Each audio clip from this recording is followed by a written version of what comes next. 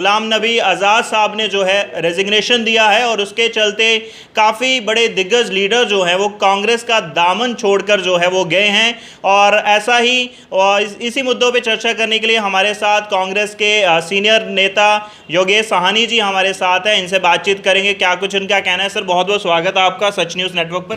Thank you आप दोनों का। सर, मैं पहले जानना चाहूँगा, कांग्रेस को एक बड़ा झटका लगा है, उसको आप कैसे देखते हैं? मुझे समझ नहीं आ रही कि कल से सभी ये लोग कह रहे हैं, आपकी खास करके सोशल मीडिया वाले की झटका लगा। कोई बिजली का झटका तो नहीं है। ये सियासी जमात है कांग्रेस। इसमें कहीं ना कहीं नींवें तो हिली इसमें नेता आते हैं, नेता चले जाते हैं, फिर आते हैं, लेकिन फिर वो नेता जो काफ़ी टाइम पहले से काम कर रहा है, काफ़ी अगर हम पहले की बात करें तब से वो काम कर रहे हैं, शुरुआती अगर हम बात करें कांग्रेस की तब से, तो उनका जाना तो नींवें तो हिलेगी। आपने झटके की बात करी, झटका तो लगेगा। इसमें कोई शक नहीं कि वो बड़े कद्दावर नेता थे और हैं भी, इसमें कोई शक नहीं रही। और पार्टी में काफ़ी साल वर्षों से रहे और जब भी कभी क्राइसिस आया पार्टी में तो पार्टी में उन्होंने साथ और सहयोग दिया। झटका नहीं लगता, कोई नींवें नहीं हिलती, सिर्फ टाइमली कुछ देर के लिए पार्टी को असर पड़ता पार्टी का इसके ऊपर। तो कितना लेकिन ये पार्टी ऐसी कांग्रेस जमात है, ये आज की बनी हुई पार्टी नहीं भाजपा की तरह। इसकी नींव 1885 में पड़ी थी। अगर आपकी पास्ट हिस्ट्री देखें और पढ़ें, आप जर्नलिस्ट लोग हो, तो इसकी शुरुआत एक आदमी से शुरू हुई थी।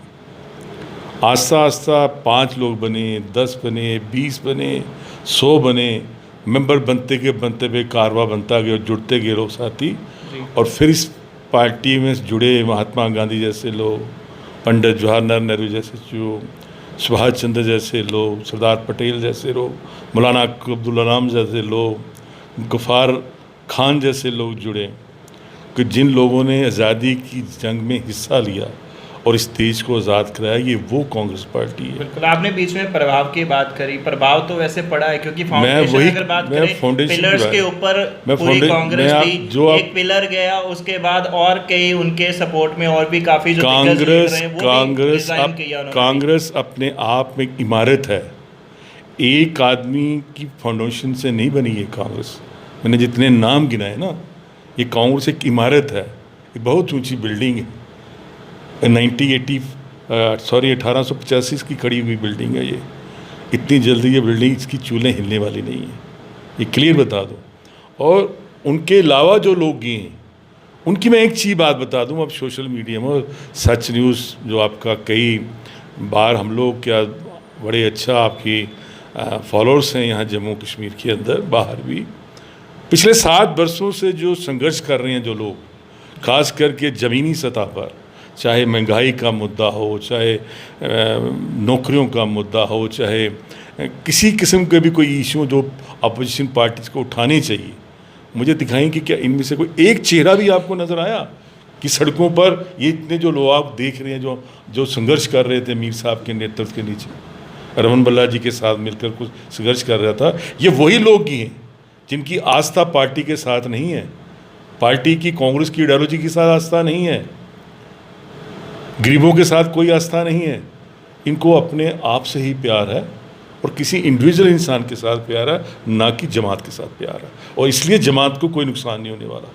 आइए, मैं आपको इनवाइट करता हूँ, आइए 30 तारीख को चलिए हमारे साथ, देखिए क्या हजूम नज़र आएगा आपको कांग्रेस का, और एकजुट कांग्रेसी कैसे नज़र आएंगे आपको एयरपोर्ट से लेकर शहीदी चौक तक। तब आपको लगेगा कांग्रेस ही है जो पहले थी, जो 7 वर्षों से संघर्ष कर रही है। इन्होंने कभी संघर्ष का रास्ता देखा नहीं ना, संघर्ष देखा, इन्होंने सत्ता देखी है और सत्ता का भोग किया हुआ है।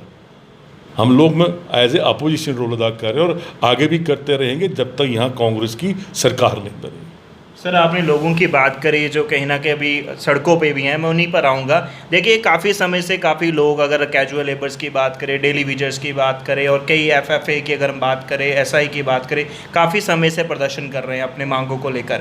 और इसी पर एक बयान आया बीजेपी का, अरविंद राणा जी का। उन्होंने कहा कि अगर वो उनका सीएम बनता है तो पहली कैबिनेट मीटिंग में जो है तमाम डेली वेजर्स को जो है रेगुलाइज किया जाएगा, सबसे पहला डिसीजन ये लिया जाएगा। अगर कांग्रेस की सरकार आती है, कांग्रेस का सीएम आता है, तो क्या पहला डिसीजन लिया जाएगा? कांग्रेस की सरकार बनते ही जो सबसे पहला हमारा ये होगा कि जो बर्निंग इश्यूज हैं, खास करके लाइक बेरोजगारी का मसला है, कैजुअल लेबर्स का मसला है, जितने भी एम्प्लॉइज के जितने भी हमारे इश्यूज हैं जी, जो मेन जिनको सॉर्ट आउट करना है, पहली जो कांग्रेस की फर्स्ट जो प्रायोरिटी होगी वो होगी कि अगर लोग हमें चुन कर भेजेंगे, हमने लोगों की सही नुमाइंदगी अगर करनी है तो हमें उनके जो मसले हैं, जो उनकी प्रॉब्लम्स हैं, उसको सॉल्व करना है। कांग्रेस हमेशा गरीब आवाम के साथ खड़ी रही है, बेरोजगार नौजवानों के साथ खड़ी रही है, और हमारा सबसे बड़ी प्रायोरिटी एक और है कि स्टेट को अपना दर्जा वापस दिलाना। जो इस भारतीय जनता पार्टी की सरकार ने हमसे छीना, हमारे राइट्स हमसे छीने, हमारा स्टेट रिस्पेक्ट हमसे छीना, हमारी सबसे बड़ी मांगी हमारी जो पहला जो प्रायोरिटी जो हमारे ये प्रायोरिटी हमारी। आज तो क्वेश्चन उनसे पूछना चाहिए कि वो सत्ता के अंदर हैं, दिल्ली के अंदर भी और जम्मू कश्मीर के अंदर भी। आज डेमोक्रेसी का गला घोटा जा रहा है, दबाया जा रहा है लोगों को, कुचला जा रहा है लोगों को। आज ये हालत है कि डीसी बैन लगा देता है कि आप कहीं प्रदर्शन नहीं कर सकते।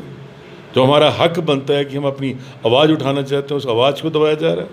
अगर हमारे नौजवान भाई बच्चे जो स्ट्राइक कर रहे थे अपना पुल के पास बैठ के महाराजा जी की समाधि के नीचे कि हमें छुट्टी चाहिए महाराज जी के जन्मदिन, तो क्या उनका हक नहीं बनता वो अपनी आवाज़ उठा सके? उनको ऐसे जब समय पे रातों रात जाकर उनकी पिटाई की गई और उनको बुरी तरह से वहाँ से उठाया गया। ये कहाँ का इंसाफ है? ये क्वेश्चन तो भाजपा से पूछना चाहिए कि आप ऐसी सत्ता देना चाहते हो जम्मू कश्मीर की आवाम को। इसलिए वो ज़मीनी खिसक चुकी है, हम उनका हक दिलाएंगे और कांग्रेस पार्टी की प्रायोरिटी रहेगी। जी सर, समय बहुत थोड़ा है सर। लास्ट एक क्वेश्चन मैं आपसे जानना चाहूँगा, कहीं ना कहीं सुनने में ये आ रहा है और कहीं इसमें कितनी सच्चाई है वो आप अभी इस पर क्लियर करेंगे। कहीं ना कहीं बताया जा रहा है कि कांग्रेस के अंदर दो ग्रुप बन चुके हैं और जो गांधी परिवार से ताल्लुकात रखते हैं उनकी आवाज़ सुनी जाती है, उन्हीं को आगे किया जाता है, बाकी को पीछे किया जाता है। आप कैसे देखते हैं? कोई ऐसी बात नहीं, कांग्रेस में कोई दो गुट नहीं, कांग्रेस एक ही है, इंडियन नेशनल कांग्रेस।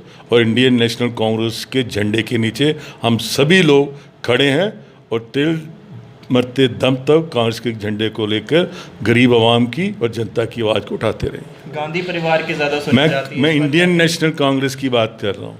अभी इंडियन नेशनल कांग्रेस की अध्यक्ष श्रीमती सोनिया गांधी जी, इसलिए जो कांग्रेस का अध्यक्ष है उसके झंडे के नीचे उसकी लीडरशिप में हम सभी लोग खड़े हैं। चलिए, बहुत बहुत शुक्रिया सर समय देने के लिए। तो ये थे हमारे साथ कांग्रेस के सीनियर लीडर योगेश साहनी जी, जिनसे आज हमने आपको रूबरू कराया। और ये कन्वर्सेशन कैसा लगा, इसके ऊपर आपकी क्या राय है, आप कमेंट सेक्शन में ज़रूर रखें।